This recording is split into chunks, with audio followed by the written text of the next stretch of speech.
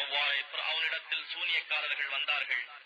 அவர்கள், நாங்கள் மூசாவை வென்றுவிட்டால் நிச்சயமாக எங்களுக்கு அதற்குரிய வெகுமதி கிடைக்கும் அல்லவா என்று கேட்டார்கள். அவன் கூறினான், ஆம், உங்களுக்கு வெகுமதி கிடைக்கும்.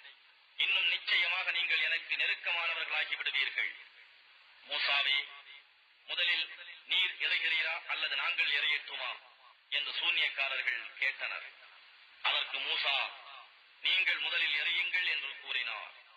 அவ்வாறே அவர்கள் தம் கைத்தடிகளை எறிந்தார்கள்.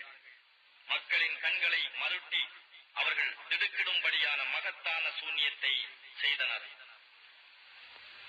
அப்பொழுது நாம், மூசாவே, இப்பொழுது நீர் கைத்தடியை எறியும் என அவருக்கு வஹி அறிவித்தோம். அவ்வாறு அவர் எறியவே அது பெரிய பாம்பாகி அவர்கள் சூன்யத்தால் கற்பனை செய்த யாவற்றையும் விழுங்கிவிட்டது.